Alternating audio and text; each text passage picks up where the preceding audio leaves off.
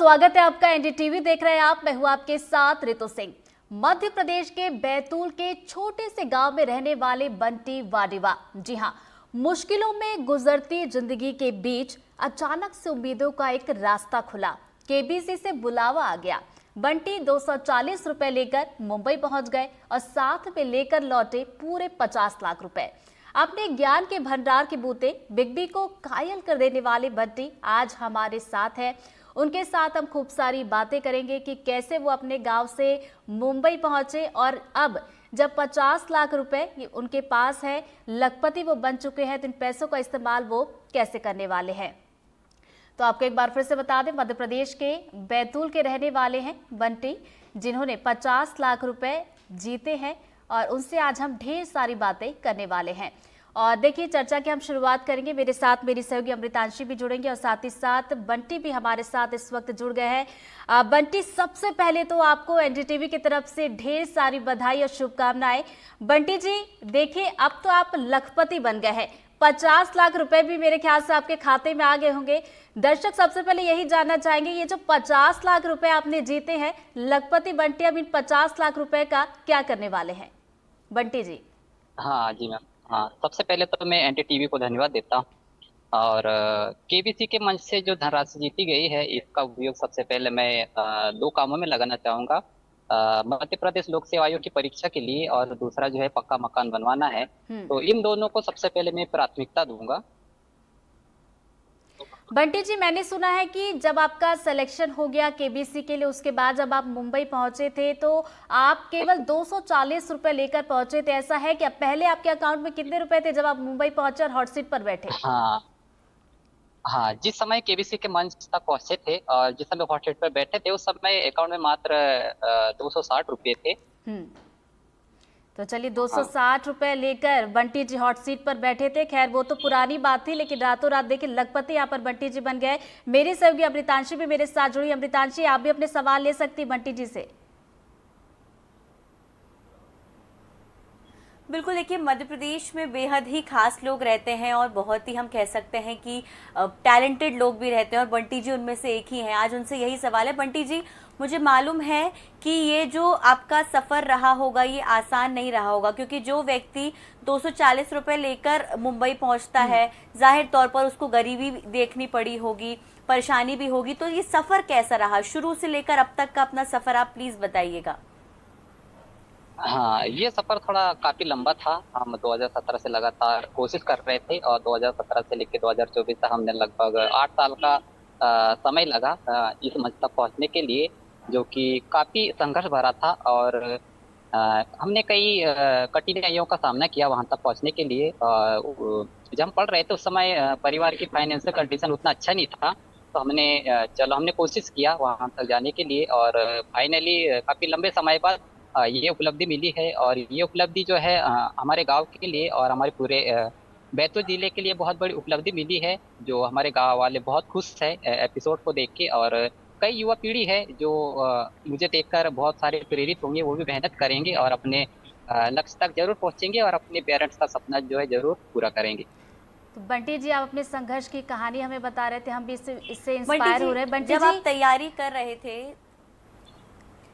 बिल्कुल बिल्कुल रितु, एक सवाल मेरा ये बंटी बिल्कुल जी से है, पूछिए जब आप अमृतांशी। तैयारी कर रहे थे तो ये भी आपको लगा होगा कि आप कोई कॉम्पिटिटिव एग्जाम ही दे दें? हाँ, हम 2017 से प्रतियोगी परीक्षाओं की तैयारी में लग गए थे। हमने कंटिन्यू जारी रखा। हमने सोचा चलो केबीसी के लिए भी ट्राई कर लेते हैं, और प्रतियोगी परीक्षाओं के लिए तैयारी तो कर ही रहे थे। हमने सोचा कोई ना कोई ग्रुप 4 या ग्रुप 3 जो भी एग्जाम है क्वालिफाई हो जाएगा तो उसमें काफी कुछ मदद मिलेगी। और हमने जारी रखा, और साथ साथ में हमने इस मंच तक पहुंचने के लिए भी हमने पूरा कोशिश किया और मेहनत जारी रखा।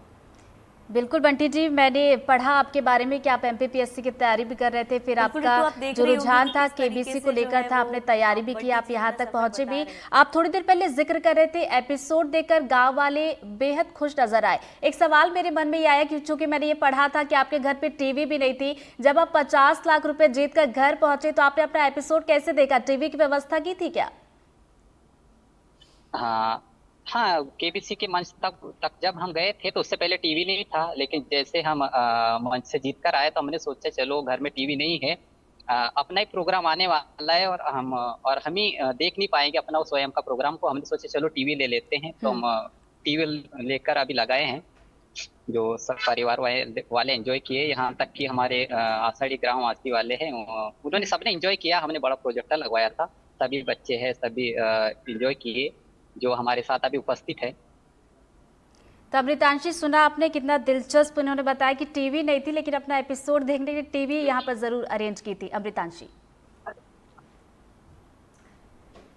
बिल्कुल, देखिए बंटी जी, अगर बात करें तो आपने क्योंकि गरीबी बहुत करीब से देखी है और जाहिर तौर पर जब इतनी तैयारी करनी होगी तो शायद बुक्स के पैसे नहीं होते होंगे, मोबाइल में रिचार्ज के पैसे नहीं होते होंगे, कितना मुश्किल भरा ये हो जाता है। लेकिन मुझे लगता है कि उनके लिए भी सीख है जो हमेशा कहते हैं कि हमसे होता नहीं है, लेकिन आपने तो कर भी दिखाया। कैसे, एक ये हम कह सकते हैं कि गरीबी भी थी लेकिन आपके अंदर जो है ये पूरा जज्बा था कि आपको पढ़ना ही है और आगे जाना ही है।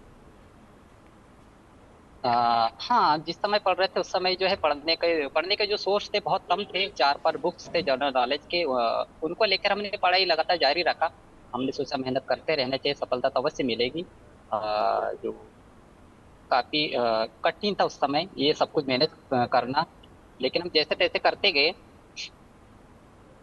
बंटी जी, बिल्कुल हमने सुना है और आज वो देख भी लिया कि जिनके सपनों में जान होती है उनके सपने पूरे भी होते हैं। आपके सपने भी पूरे हुए क्योंकि आप लंबे समय से तैयारी भी कर रहे थे। देखिए, मेहनती तो आप हैं, इससे नकारा नहीं जा सकता, लेकिन इस टैलेंट के अलावा आपके अंदर और कौन कौन सा टैलेंट है? क्योंकि हम अक्सर देखते हैं कि अगर आप मेहनती हैं तो इसके अलावा आप में, जैसे कि अगर आपको कुछ गाना आता हो, इसके अलावा और कोई आपकी दिलचस्पी हो किसी चीज़ में, तो वो हम ज़रूर जानना चाहेंगे। हाँ, दिलचस्पी जो है ज्यादातर एजुकेशन के क्षेत्र में है। मुझे पढ़ना तो पसंद ही है, यहाँ तक कि पढ़ाना बहुत पसंद है। हमने इससे पहले जो है जब भी समय मिला हमने प्राइमरी है, मिडिल स्कूल पे जो भी स्टूडेंट है उनको हमने शिक्षित करने का प्रयास किया है। पर्सनली हमने कोचिंग लेने का प्रयास किया।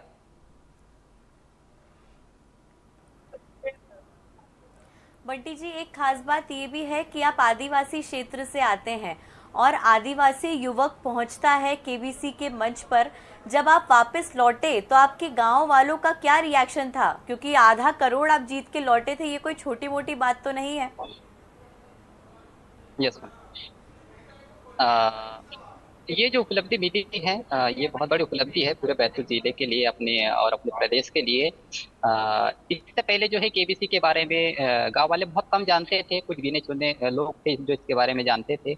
लेकिन जैसे में हम जीत कर आए और जब एपिसोड को पूरे गांव वाले ने देखा, यहाँ तक कि युवा पीढ़ी ने देखा और जो छोटे बच्चों ने देखा, तो बहुत अच्छा एंजॉय किया और बहुत कुछ सीखने को मिला। और एपिसोड देखकर कई युवा पीढ़ी जो है वो प्रेरित होंगे और वो सब मेहनत करेंगे और अपने लक्ष्य तक जरूर पहुंचेंगे। बंटी जी, हम ये भी देखते हैं कि ऐसे बहुत सारे लोग हैं जो केबीसी के लिए तैयारी करते हैं लेकिन कहीं ना कहीं थोड़ी सी वो चूक कर जाते हैं। आपकी अगर मैं बात करूं, 2017 से आप तैयारी कर रहे थे, आपने कई बार इंटरव्यू भी दिए, ऐसी क्या कमी आप में रह गई थी? लेकिन इस बार की अगर बात की जाए, लेकिन इस बार आपने कोई कमी नहीं रखी, तो किस तरीके से ध्यान रखना चाहिए, किस तरीके से तैयारी करना चाहिए उन दर्शकों के लिए जो इस शो में जाना चाहते हैं? हाँ, हाँ, जो जो व्यक्ति मतलब उस शो तक जाना चाहते हैं, उस मंच तक जाना चाहते हैं, इसके लिए उनको थोड़ा धैर्य रखने की जरूरत है। इसमें समय लगता है, लेकिन सपने जरूर पूरे होते हैं। क्यों से कि सफलता का कोई शॉर्टकट नहीं होता है। हर क्षेत्र में जाने के लिए समय तो लगता है, बस मेहनत करने की जरूरत होती है।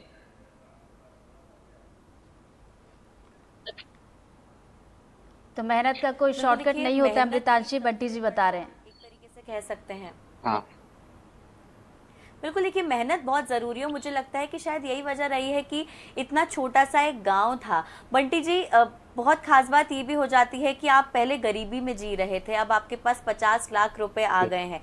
क्या सोचा है आपने आगे क्या करना होगा? क्योंकि हमने तो ये सुना है कि वहाँ पर बिजली पानी की भी परेशानी आपने देखी है, बच्चों को पालना भी मुश्किल है, मजदूरी भी आप किया करते हैं। तो अभी क्या मजदूरी करेंगे या फिर जो पैसे मिले हैं इससे कुछ नया शुरू करेंगे?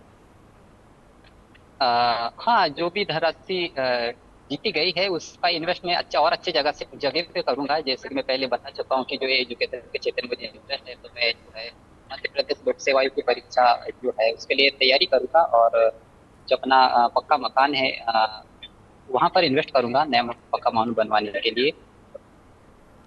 तो चलिए अमृतांशी, बंटी जी बता रहे हैं कि पक्का मकान नहीं है, पक्का मकान वो बनाएंगे।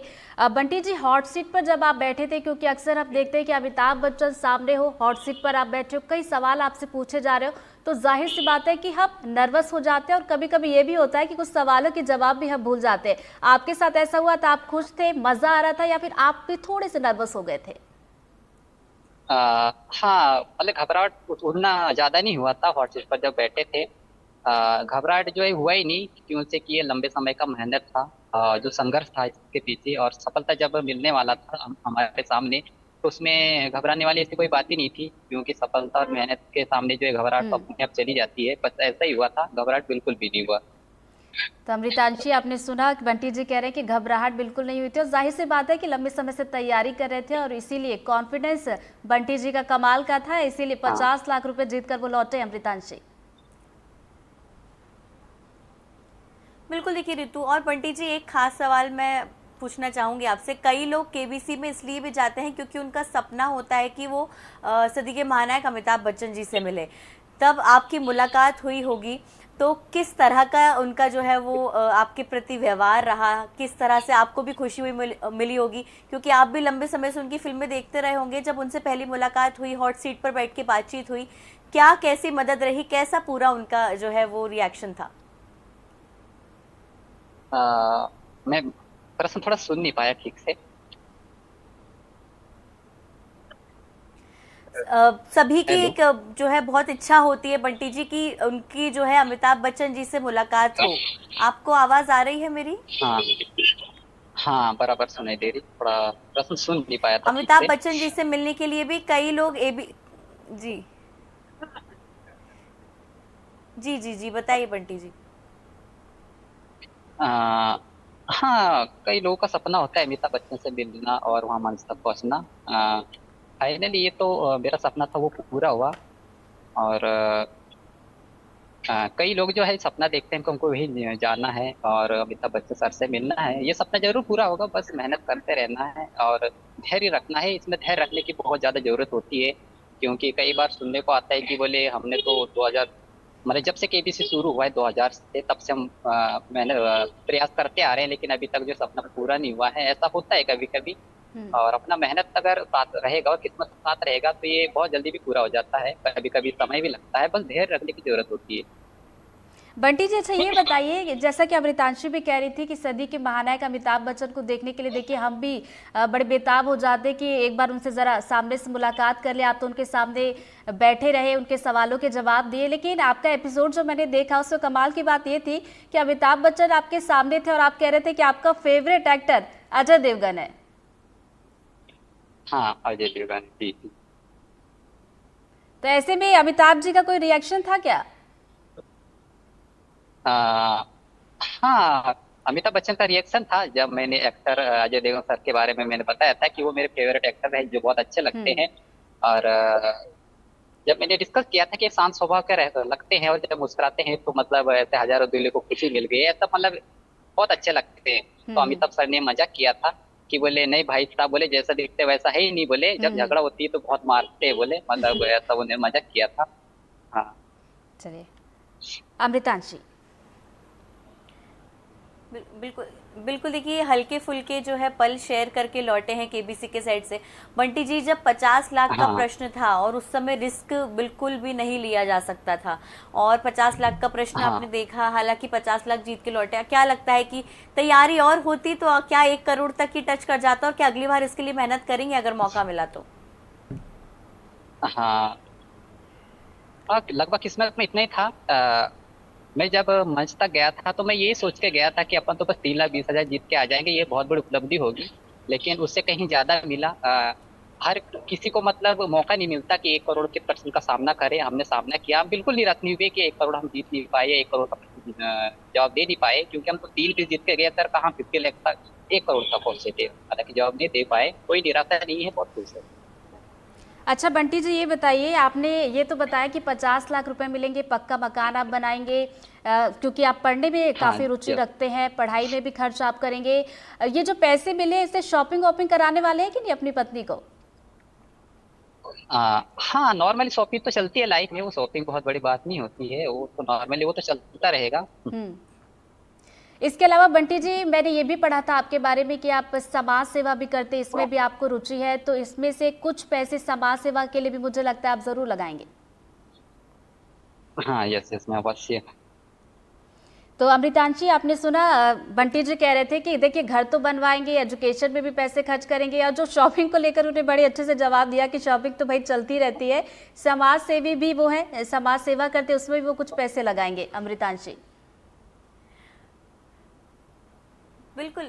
देखिए, जो एक हम कोट कहते हैं ना, सादा जीवन उच्च विचार, मुझे लगता है कि बंटी जी पर वो सबसे ज्यादा अच्छे से सूट करता है। और बंटी जी, मैं एक बहुत आपसे मुख्य प्रश्न पूछना चाहूंगी। आदिवासी क्षेत्र से आप आते हैं, आदिवासियों की हमने जो परंपराएं देखी हैं कि जंगल जो है जमीन से जुड़ाव उनका रहता है, लेकिन ऐसे क्षेत्र से, छोटे यस गांव यस। से निकलना और उसके बाद आदिवासी जो है जाति का भी वहां पर जो है कहीं ना कहीं एक नाम रोशन हुआ है।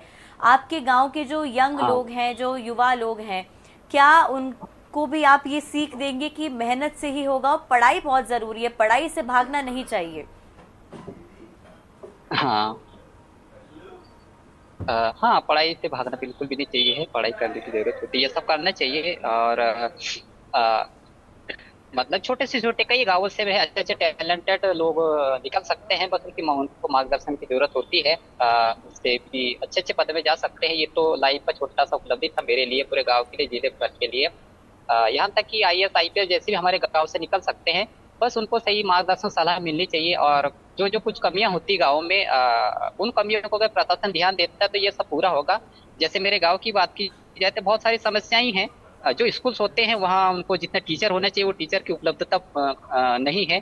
और यहाँ तक कि जो है बिजली, जो हमको बिजली तो ठीक ठाक है समझो, लेकिन गलियों में जो हमको लाइट चाहिए थी, जो स्ट्रीट लाइट है, वो उपलब्ध नहीं है। ये सब होना चाहिए। और मैं जिस घर से बिलोंग करता हूँ, या मेरा घर जिस तरफ पड़ता है, उस घर में कम से कम 10-15 घर है। वहां तक अभी जो है 24 घंटे की बिजली नहीं पहुंचाई गई है। जैसे तैसे जो है किसान लोग घर तक बिजली ले जाते हैं, जो कि लकड़ी का खंभे गाड़ के उसके बाद एक सिंगल फेज से ले जाते हैं। कभी कभी बरसात में क्या है, बिजली कट हो जाती है या कुछ गड़बड़ हो जाता है, तो उसमें जो है पर्सनली सुधारना पड़ता है स्वयं। तो इससे क्या है, बरसात के समय में कई बार जो है दुर्घटना होने के बहुत ज्यादा खतरा रहता है, क्योंकि उसकी बरसात का सीजन है। तो ऐसी छोटी छोटी समस्याएं हैं गाँव में भी। और मैं जिस घर से हूँ, वो घर जो है 2-2.5 किलोमीटर दूर है। वहाँ से जो सड़क बनी है, मतलब एकदम कच्ची सड़क है, पानी बहता रहता है, कीचड़ भरा हुआ है। तो कई बार जो है मोहल्ले के बच्चे जो है स्कूल तक पहुंच नहीं पाते, कभी स्कूल जाते हैं, कभी कभी रास्ते में गिर जाते हैं, कपड़े गंदे हुए वापस हो जाते हैं। तो ये जो स्थानीय प्रशासन जो भी है, सबको ध्यान देना चाहिए, पक्की सड़क कम से कम बनना चाहिए। हम ये नहीं चाहते कि सीमेंट रोड बना दिया जाए, डामर रोड बना दिया जाए। कम से कम है पक्की रोड जो है, जो गिट्टी वाला है, कम से कम वो बना दिया जाए प्रशासन को। ऐसा हर गांव में होना चाहिए। ये सब प्रशासन को ध्यान देना चाहिए। ये सब ध्यान देंगे तो हमारा जो देश आगे बढ़ेगा। जैसे मोदी जी नारा देते हैं, सबका साथ सबका विकास।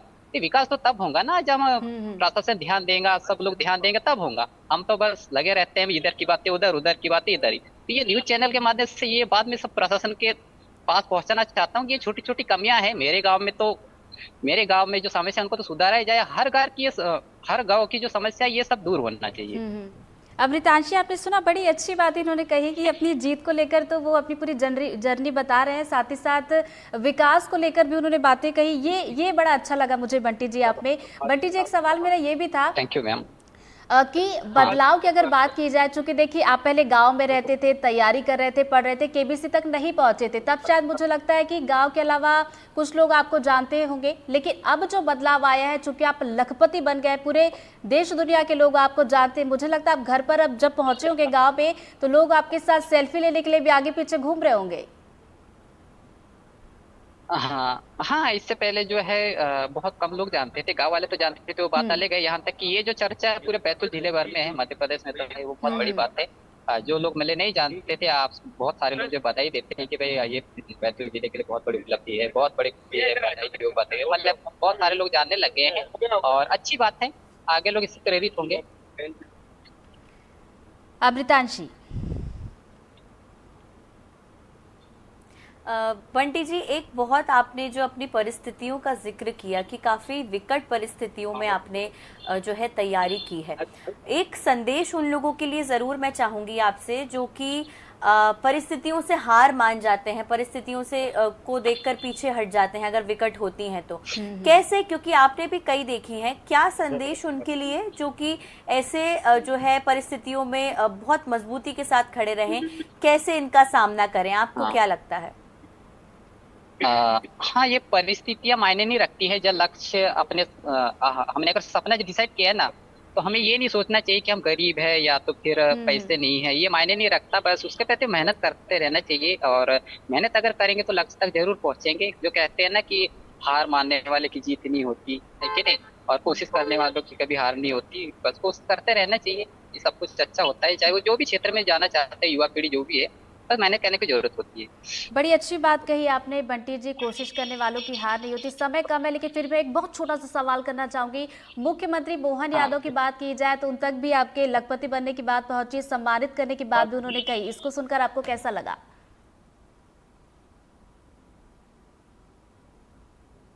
माननीय मुख्यमंत्री श्री मोहन यादव जी ने सम्मानित किया, और मोहन यादव जी से सम्मानित होना हर किसी के लिए नहीं होता है, ये बहुत कुछ हम सम्मानित किए।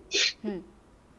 तो चलिए बंटी जी, एक बार फिर से आपको ढेर सारी बधाई और शुभकामनाएं एनडीटीवी की तरफ से, और आपके भविष्य के लिए हम आपको एक बार फिर से बधाई और शुभकामनाएं देते हैं। मेरी सहयोगी अमृतांशी भी मेरे साथ जुड़ी थी। आपका भी शुक्रिया अमृतांशी। बंटी जी, आपका भी बहुत बहुत शुक्रिया हमारे साथ इसमें जुड़ने के लिए।